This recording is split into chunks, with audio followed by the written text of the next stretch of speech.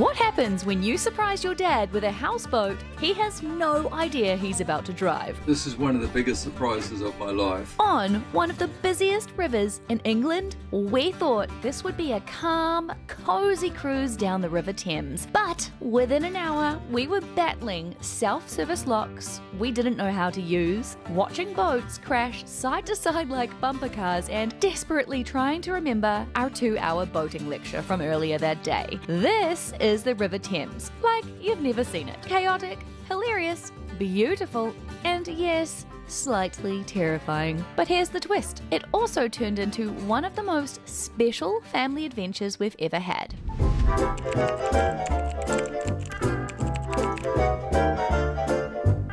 If you missed the last episode, we spent 5 magical days walking our way through the Cotswolds. Endless fields, cozy pubs, and hotels so dreamy I said wow about 100 times too many. But today we're swapping hiking boots for boat shoes. We started the morning on the train. This was a plan Mum and I had cooked up months earlier over coffee. You see, Dad has always been very vocal about one day hiring a houseboat. It's been one of his little dreams, and I've been keeping my eye out for years, just waiting for the right opportunity to make it happen. I searched Google far and wide, scoured the dates we had free in our very busy schedule, and finally landed on a boat with Chris Cruises. We hopped off the train and began walking, Dad assuming we were heading to a hotel. But as we got closer and closer to a marina, he started to look suspicious. So, thinking fast, I blurted out that we were staying in an Airbnb actually, and that we had to just quickly collect the keys from this boatyard reception place first. Believable, right? And then, the moment of truth. Dad realised what was actually happening.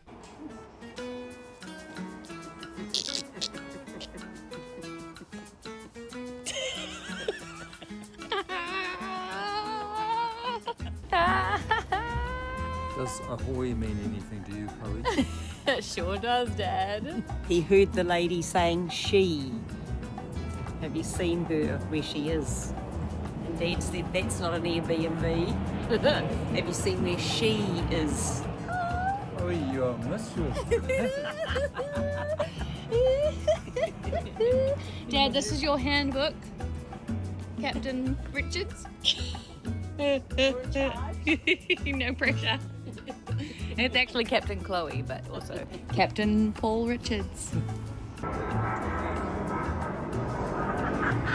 Welcome home, Dad. We get to take it out for a spin. We do. We take it for 3 days. 3 nights we have to drive it. And we go in moor and park it ourselves. We're not just staying here, Dad. We're not just staying here. This is one of the biggest surprises of my life. I think it would be for you too, watching. To suddenly find out that you were driving a boat, that you no way to psych up for it or anything. We just had to come into the boat, pop our belongings down, and then I just have to fill out this form with who is on the boat.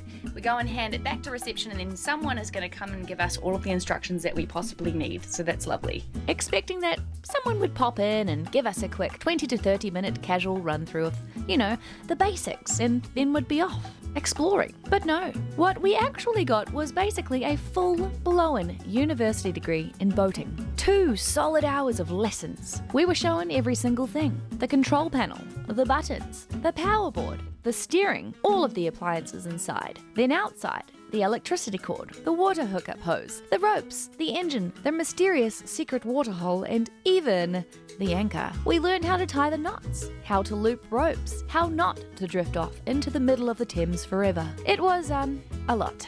And then came the real test. Dad's first ever practice drive. Finally, after what felt like an eternity of training, we were officially on the move.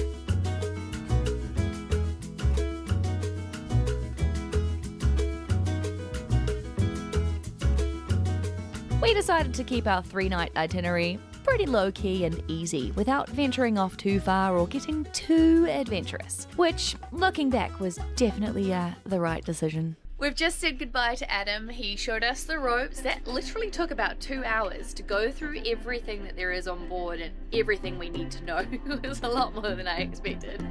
And Dad is left driving. He's looking a little bit disheveled right now. He's not sure what to think. It was really funny when Adam said goodbye. He was like, when you get to Windsor, get your dad a beer. Just get him to chill out a bit. Dad doesn't drink beer, so maybe an orange juice. Woohoo! Here we go! Good job, Mum. We kept a good secret. We did. We kept things simple. The plan was to get from Datchet to Windsor, our chosen spot for the night. Easy. Just one teeny little lock to conquer along the way and then we'd be done. Our instructor had given us a good guide on how locks worked that day, but just in case we ever needed to operate one ourselves, he gave us the lowdown on how to do the self-service option. But he was very quick to add, you probably won't need this. There's always a lock keeper on duty until about 6:30 p.m. and it's only 5 p.m. now. Plenty of time to get there. So we honestly didn't think much of it until we got to the lock. Now, if you're like me and had no idea what a lock really is, basically it's a giant watery elevator for boats. The gates at each end close. The water fills or drains and then it raises or lowers you to the next section of the river. The Thames has tons of them. Before you go through, the gate will be closed, so you have to moor, which basically means tying your boat to the side of the riverbank so you're not drifting around like a lost duck. Basically parking. Once you're tied up, you wait for the lock keeper to wave you in. Except this time there was no lock keeper.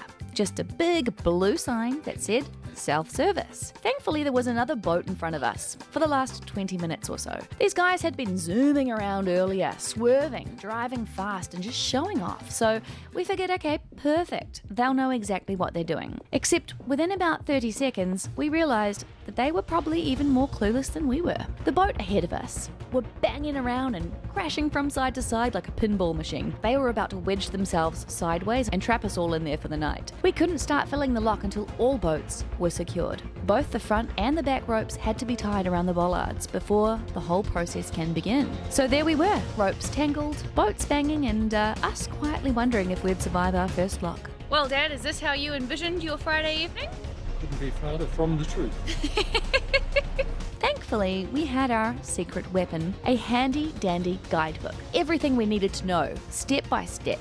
So Mum, she sprinted out to the control panel, desperately trying to remember what the instructor had said about self-service locks. The problem? None of us had really been paying attention because he'd made it sound so unlikely. With a bit of fumbling, Mum managed to push the right buttons and ta-da! The gate creaked open. We were in. Everything went pretty smoothly. After all that, maybe all of those hours of knot tying practice early weren't such a waste after all. And just like that, our very first lock was complete. We all breathed the biggest sigh of relief, and we quietly agreed that maybe our easy little 3-day journey was actually going to be a bit more eventful than we originally thought.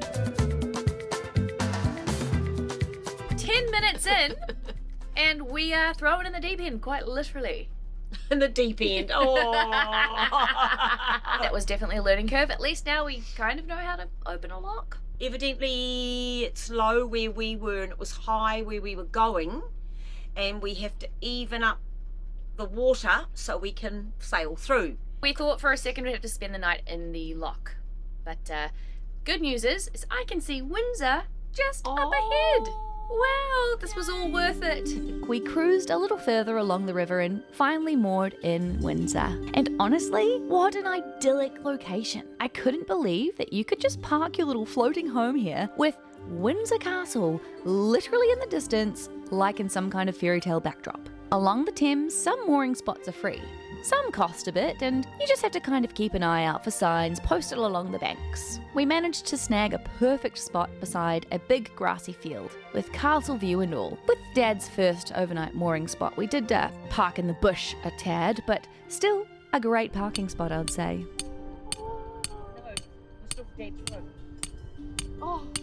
We eventually got our boat tied up, and we found a nice little parking spot, or should I say mooring spot, for the evening. We thought it was free, but no, there was a lady that came around asking for the mooring fee. It was £8 and we get it for 24 hours.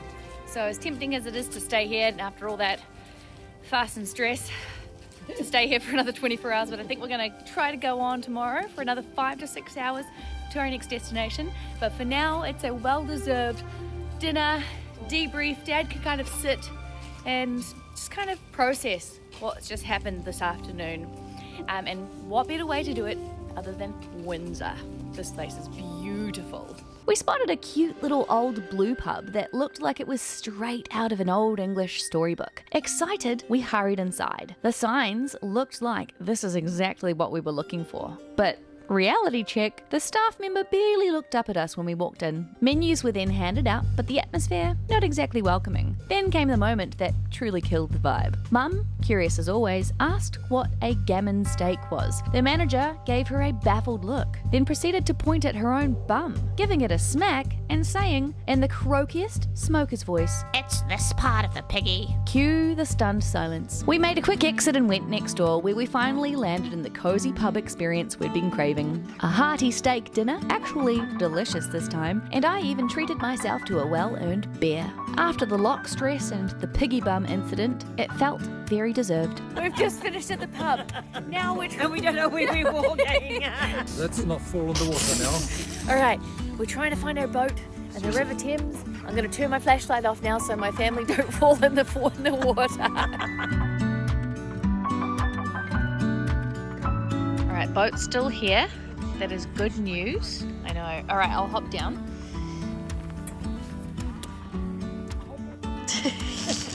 Big puddle. Right, Dad. Put well down. You got there.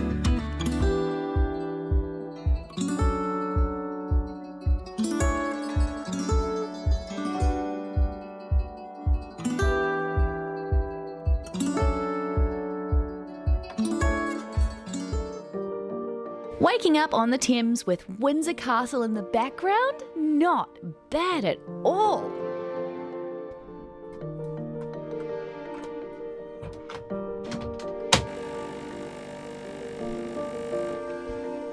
I love how many swans are going past.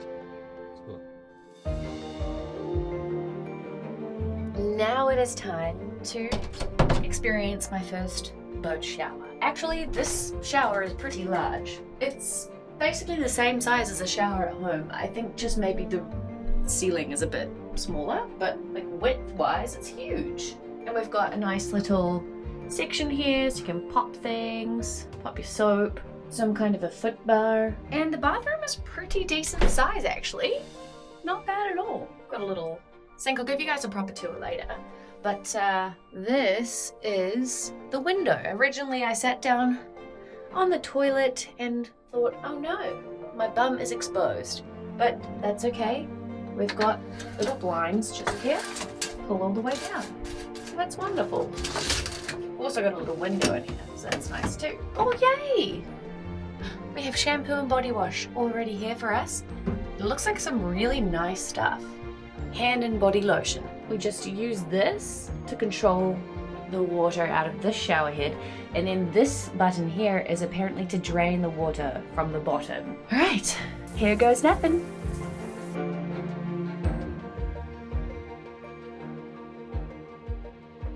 Mum and Dad have finally returned to the boat. They've been missing in action for about the last 3 hours.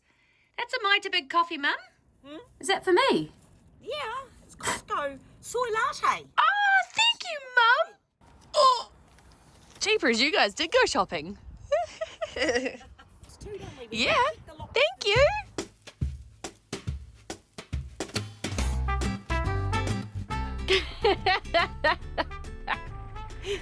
Nice.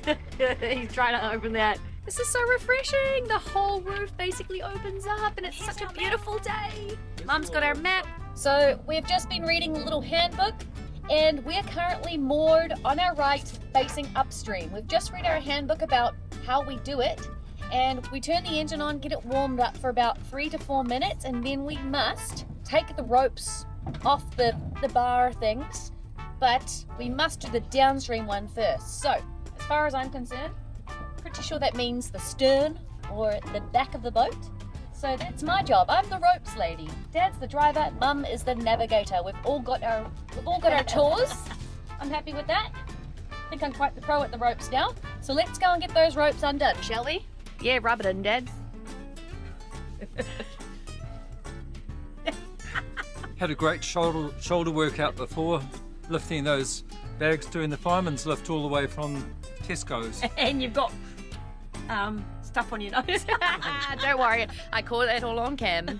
After breakfast, we set off upriver again. Today, our goal is to drive to a place called Maidenhead. Apparently, it's going to be a 5 to 6 hour journey. Honestly, the name alone sold it to me. It just sounded, cool. And the journey there, oh wow. The surroundings were absolutely unbelievably peaceful. Birds singing, glassy water reflecting the trees, just endless greenery on both sides. It felt like the whole river had slowed down to match our pace. And then came the houses. We've never seen so many grand, old-fashioned, castle-like mansions packed into one stretch. Each one bigger and more elaborate than the last, with sweeping lawns running right down to the water. Some even had their own boat garages. It was a house lover's dream. We were like gawking kids at Disneyland, but for architecture. But honestly, the best part of this trip wasn't the scenery. It was the experience of living on a riverboat with Mum and Dad. The boat itself became our cozy little home. We'd get into long, heartfelt conversations, make cups of tea in the tiny galley kitchen, and lounge together on the deck as we drifted along. It was such a simple rhythm. Float, tie up, wander, eat, sleep. But doing it with my parents made it something I'll never forget. There was just so much laughter, a lot of teamwork, and a few awkward rope moments that were equal parts stressful and hilarious. Being together in this tiny floating space, weirdly perfect. All right, Dad has passed the captain's role on to Mum. She is currently driving the boat 5 miles per hour. 5 miles per hour. Woo! Doing amazing, Mum. Look, Chloe, look what's on your left. Look at it. Get your camera. Look. Wow. Oh, look at that one there with all the grass all over it. Oh my gosh. What? What?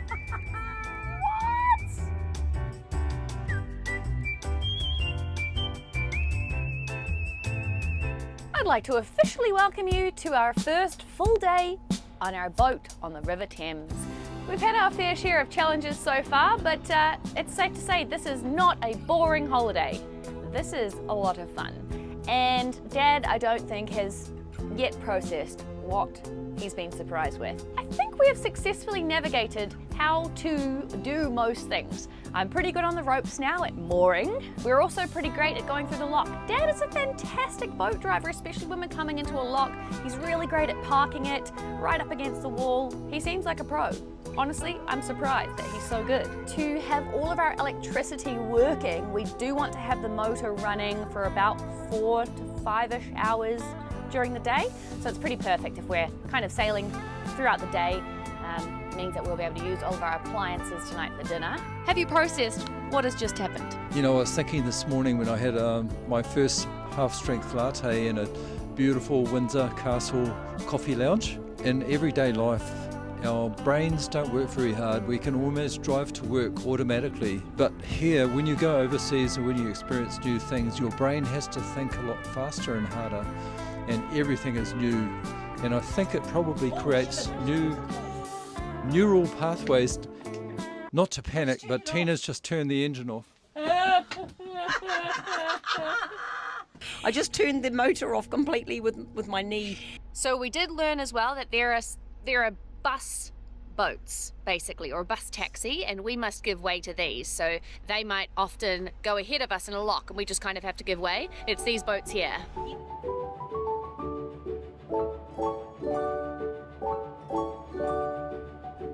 The River Thames isn't just a pretty backdrop, it's basically the superstar of English rivers. At 215 miles long, it's the longest river entirely in England. It starts way up in the Cotswolds, in a sleepy little meadow called Gloucestershire?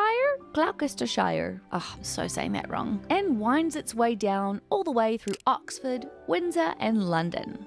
Casual landmarks like the Houses of Parliament and Tower Bridge, before eventually spilling out into the North Sea. It's been the stage for some of the most important chapters of English history. Kings and queens have floated along it, battles have fought on it, and for centuries it was London's main highway. Back in the day, the river was basically the M25, but with more swans. Speaking of swans, all of the unmarked swans on the Thames technically belong to the king. Yep, royal property. There's There's even a tradition called swan upping, where officials in little red jackets row up and down the river each summer, counting and tagging the swans. It's as delightfully British as it sounds. The Thames is also tidal for its last stretch through London, which means the water level actually rises and falls with the tide from the North Sea. That's why there's the Thames Barrier, one of the biggest movable flood barriers in the world, to protect the city when things get a bit splashy. And the locks we've been bumping our way through, they're part of what keeps the water level steady for boats like ours. Without them, it would just be chaos, and we're already bringing enough chaos on our own.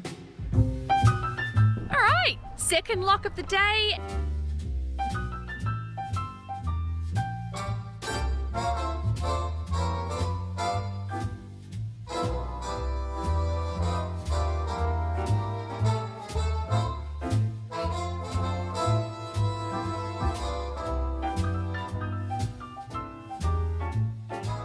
This place is just beautiful. I have no idea where we are. We might be in Maidenhead or very close to Maidenhead, but these places are just gorgeous on the water.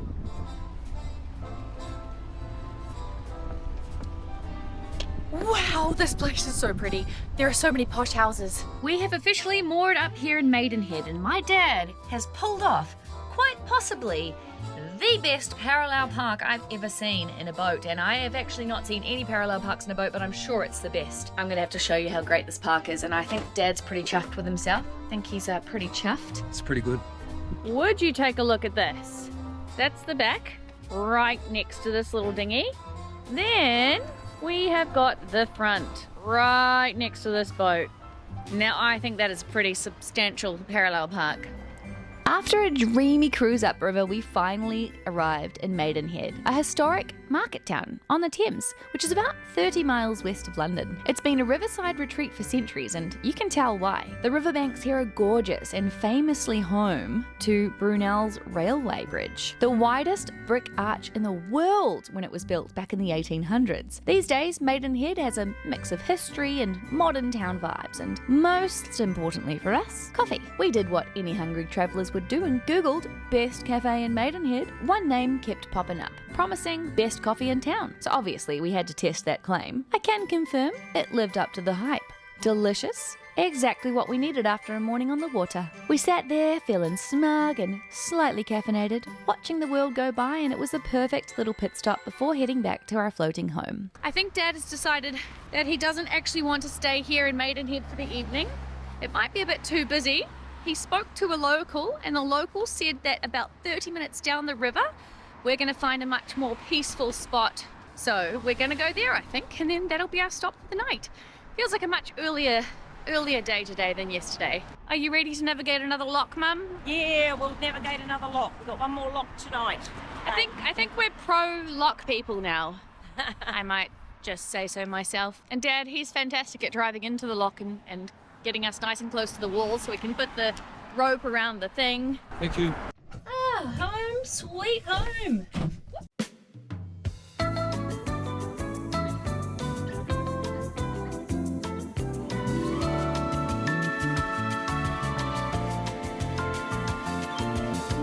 So I've been saying lock master, but it turns out they're called the lock keeper. And apparently the lock keeper is on duty at this lock, because we've got a little sign up just there. So far, this is the first time we've actually had to moor, which means tying ourselves up before entering the lock. The two previous locks today, we kind of just came right at the perfect time where boats were exiting and the lockmaster kind of just said, come on in, and we didn't even have to bother with the tying up the boat situation. This is the first time we've had to. So I'm guessing the lock keeper is just helping some other boats to come through right now, because there is quite a substantial amount of water coming out of the gate. So I'm guessing the sluice or the water is lowering down, and then I'm pretty sure we're soon going to see the gates come open and some boats are going to come out, and then we'll go in.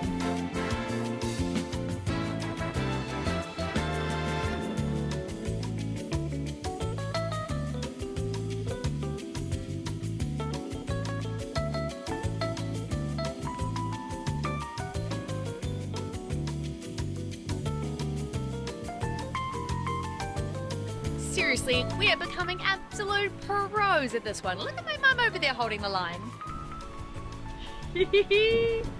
Woo! Last vlog of the day.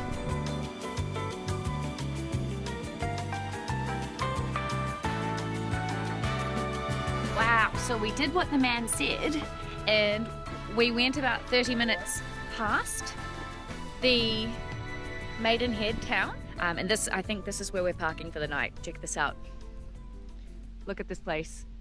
This is absolutely secluded. We're at a place called Cliveden National Trust. Please pay on arrival online. Okay, that's easy. We pay online. It's got a little website there.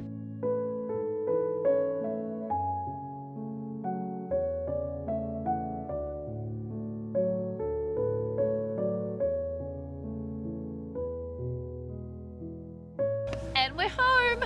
Looks like we could go for a bushwalk from our little home. Like a little track going up this way. There's a little track going up that way. And more track going up that way. Cute. Boating at cliveden.co.uk moorings. It sounds like it's £10 per night. A little bit pricier than last night, but honestly I'm okay to pay £10 because this is absolutely stunning. This is so secluded and so beautiful. That evening, instead of heading out, we decided to cook and eat on board. And honestly, it was one of my favourite moments of the whole trip. Everything was so compact, but very cleverly designed. The table doubled as a prep space and the seating tucked neatly around it, and somehow it all just worked. We made dinner, sat around the table, and it just felt so warm and homely, multifunctional, snug, and the kind of place where you couldn't help but laugh and chat because you're literally shoulder to shoulder the whole time, squeezing past one another. And sleeping on the boat, oh my goodness, it was bliss. The spot we'd moored was so beautiful. No lights, no sounds, just complete stillness. It was the perfect end to our first full day of life on the river. Good morning and welcome to our second full day on the boat. This has got to be the most majestic place ever to park for the night, or to moor for the night I should say. How beautiful is this? We couldn't have found a better spot. So today the plan is we're going to continue a little further on up the Thames to a place called Henley. Looks like there are quite a few locks to get through before we would arrive in Henley, so it might take a long time. The afternoon is going to be spent making our way toward Windsor. So it sounds like it's going to be quite a long day of sailing the boat. I think Dad's getting ready. I am the ropes lady, so I should be getting ready for my duties of untying the ropes and pushing us out into the Thames. All good to go there, Dad. Oh my goodness. How is this view real right now? This has got to be one of the most serene and peaceful holidays that you could take. And I just love how many swans and geese and ducks there are, and so many different birds. And it's so incredibly quiet and peaceful. We booked a 3-night voyage over the weekend, so of course the weekend days were going to be slightly more pricey than a weekday voyage. I think it came to around £1,000 for the 3 of us, for the boat, for the 3 nights. So not too bad. I mean, that's our transport and experience and our accommodation. So we've got our whole home with us on the water for 3 nights. So yeah, I didn't think that was too bad at all. As we soon got moving, we were distracted all over again by the houses. These homes lining the Thames, they're just on another level, I tell you. Absolutely enormous. Every single one looked like it came with a personal chef, a nanny, maybe a maid or 2, all with their own living quarters tucked away somewhere on the estate. I couldn't help but wondering if that was actually the case, because the lawns were so manicured and the gardens so immaculate and the architecture so jaw-dropping it felt like we were drifting past little private kingdoms. And the best part, you just wouldn't get this kind of view from the road. From the river, you're seeing these houses the way their owners probably intended them to be seen, from the water, gliding by on a boat. It felt like the most special, unique peek into a world we'd never otherwise get to experience. Look at this house. Woo! Property owner of Amazon. That is a castle. That's not a house. Coming up on the right, coming up on the right. Look. Oh my gosh. That garden is sensational. All right, we've hit another self-service lock. Here is the challenge. Right, Mum and I are gonna go and open the gate. Gate open. Try and open it. Is that one there? Is that Which right? one is it? That's sluice. Oh, sluice. Gate. Gate, okay. Maybe it won't because it looks like it's filling. It's not opening. So it's refilling now, if you can see.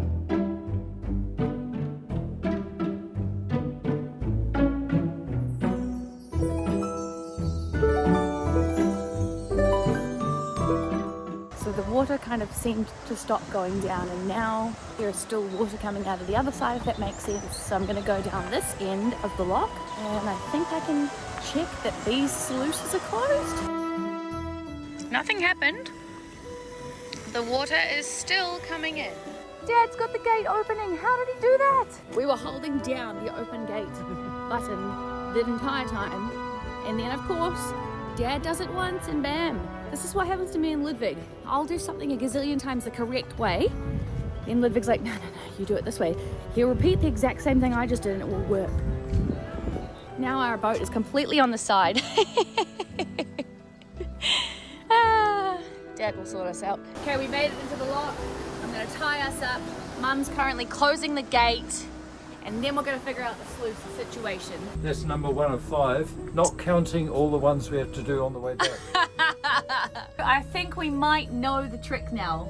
I think we might. Oh my god, and there shouldn't even be a trick. It's just so simple. All right, we've come to a town called Marlow. This seems to be like the biggest town before we get to Henley-on-Thames, and looks like there's a lock to go through before we get into Marlow. We've decided to stop here for a coffee break. We're feeling a bit stressed after the lock situation. It's time for a latte. Dad's pretending, but he's holding it together. But there is another lock to go through before we can have this celebratory coffee. And it does have a sign up saying self-service, I think we see. So this is the ultimate test. Have we learned anything? Lockkeeper on duty!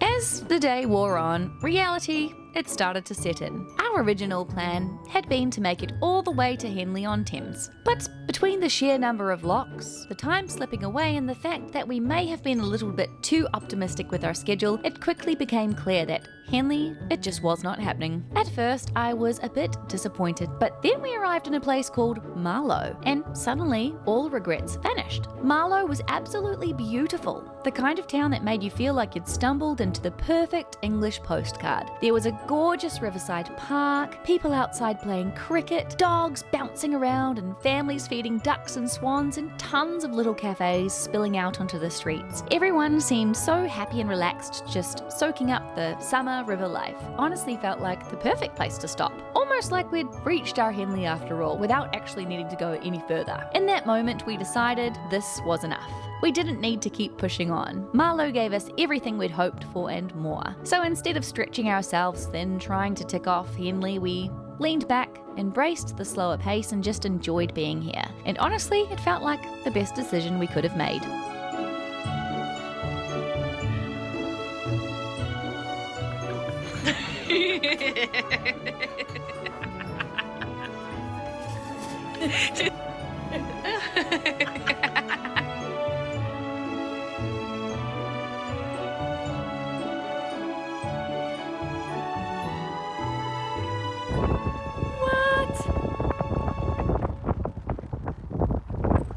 Get these views from the road. I swear these houses keep getting bigger and bigger. Look at this one. What even is that? From Marlow, we had quite a hefty sail back toward Windsor. We figured it was better to cover the distance now rather than wake up stressed the next morning, rushing to return the boat by 9:30 a.m. Windsor felt like the perfect place to end anyway, and knowing the lock keepers usually don't start until 9 a.m, well, in theory at least, it made sense to get moving today. So off we went, lock after lock after lock.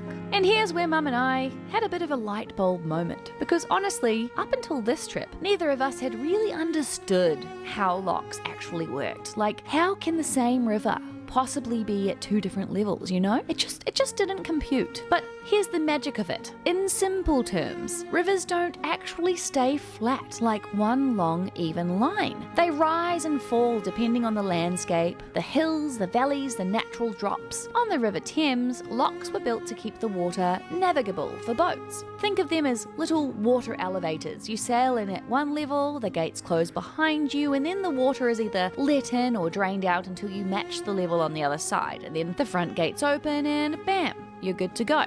It sounds obvious now, but when you're actually in the middle of one, watching the water raise up around you or sinking beneath you, it feels bizarre, like the whole river is just shifting for your boat. And of course, every lock brought with it a bit of drama. Ropes slipping, engines revving, boats bouncing off the sides. It was part engineering marvel, part comedy routine, and occasionally we'd have quite the large audience watching. By the time we finally drifted back to Windsor, we were exhausted, but also quietly proud. We'd wrangled our way through what felt like a never-ending chain of locks, and somehow managed to stay afloat. Boat tour. This here is the back door. This is the door that we use to exit and enter the boat because we can lock it from the outside. You're immediately greeted with a nice little net where you can wipe your feet. And then on either side here are rather big closets with actually quite a lot of coat hangers. So we've been able to hang most of our stuff up, which is pretty fantastic. So over on this side, basically this is the master bedroom, and over on this side is, I think this is Mum's side.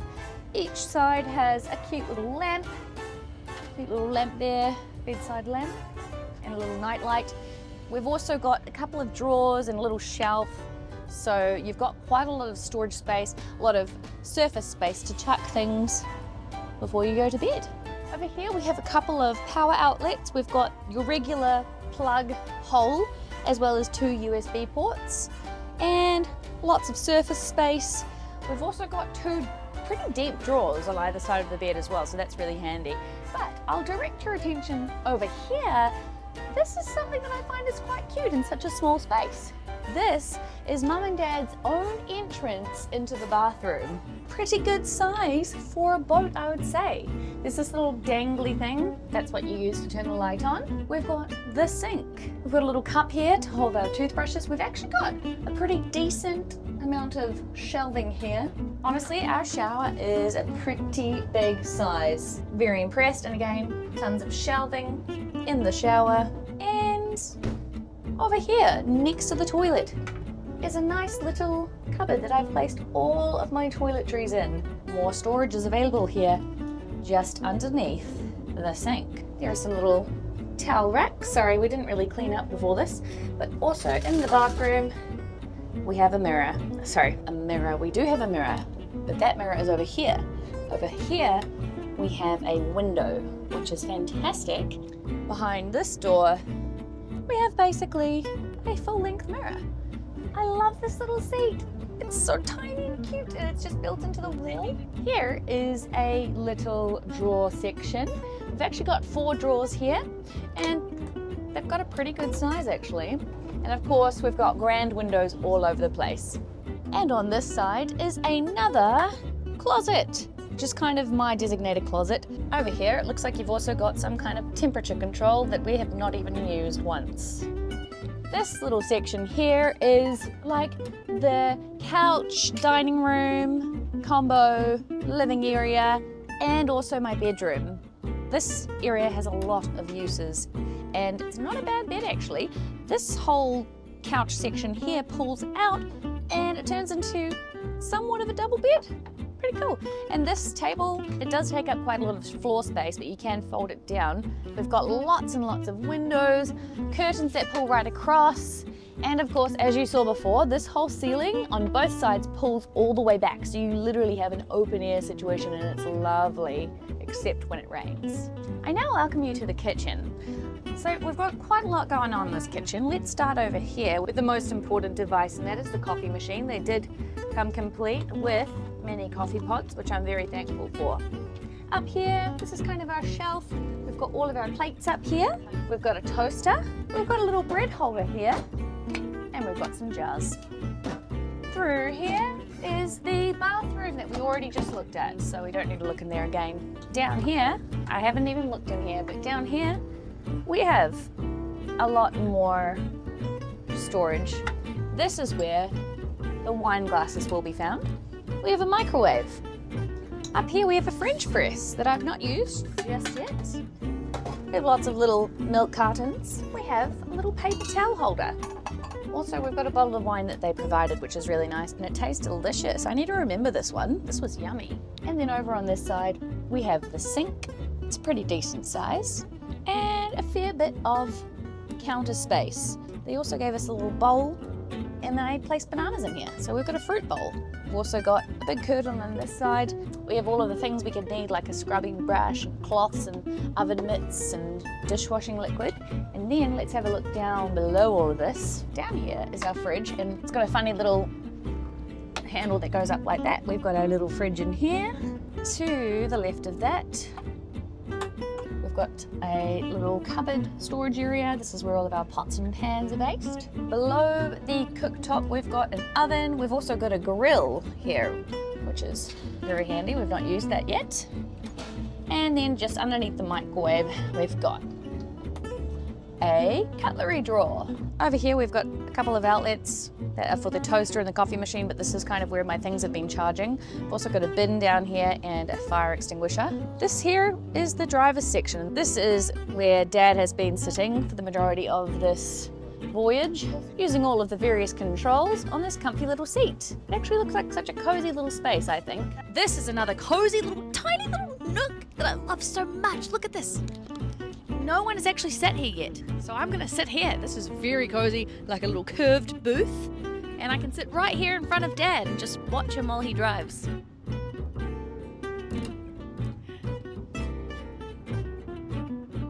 Down here we have some more heating control. We have a radio. Just down there underneath Dad's bottom, there is another little control section. This is the fuses section. And then out here is our back balcony, I guess you could say. This is where I do a lot of standing and tying the ropes up. And basically, we can walk around the entire outside of this boat. Down here are various hoses. This is where we have the hammer thing that pushes the pins into the grass to wrap the rope around. And this is also where we have our cord to plug into electricity if we need to, which we haven't had to yet. I sound very professional, like I know exactly what I'm doing when I'm describing all of this stuff. I know. We walk around here. Now you can see the open air ceiling in action. We can say hi to Mum and Dad right now. Hi, Mum and Dad. Hey, Chloe, way up there. And that's basically the entire boat tour. Our final morning on the Thames was a lot calmer than the previous days. We woke up in Windsor, had a cozy breakfast on board, and it was actually really nice knowing we'd already done the hard yards yesterday. Today, we could just take it slow, enjoy the moment, and then make the short journey back to Chris Cruises to drop off our boat.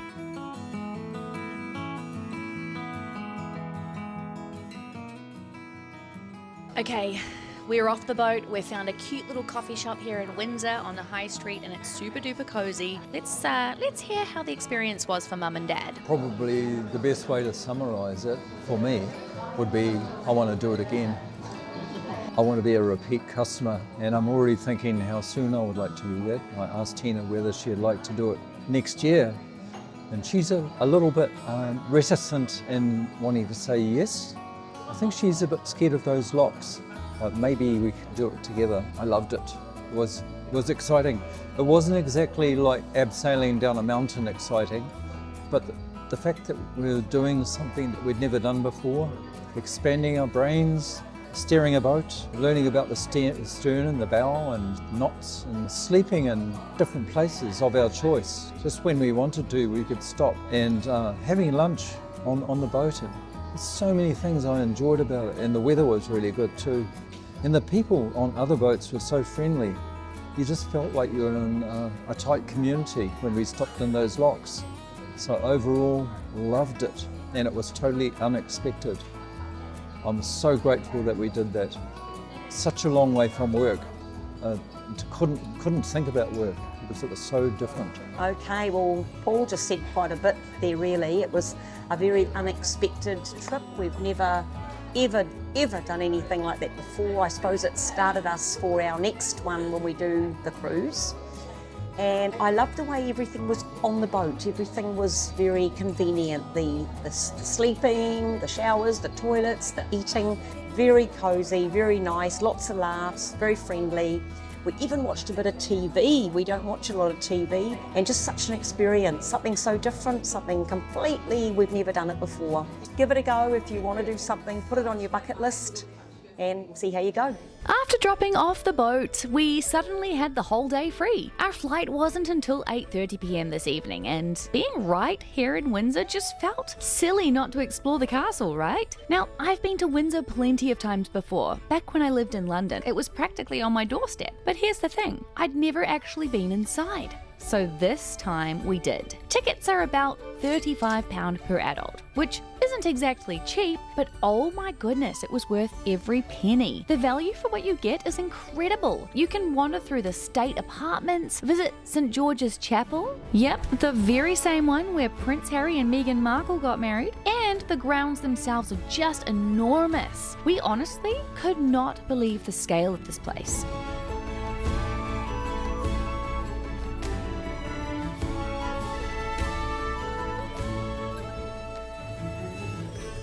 And because we couldn't leave England without ticking off just one last activity, we finished the day in the most British way possible. A cosy tea room.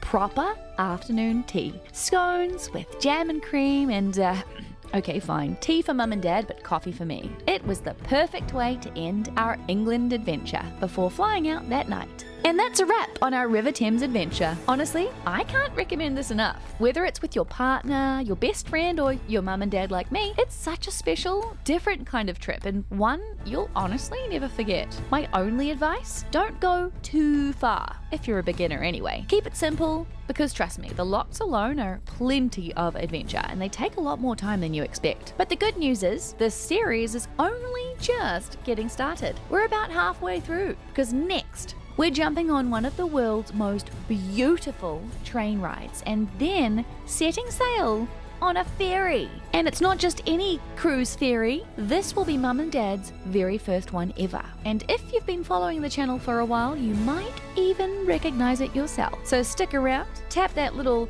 button that is shaped like a thumbs up, you could even subscribe. No pressure, except like the teeniest tiniest sprinkle of pressure. Just a little dusting of pressure. Okay, see ya, bye.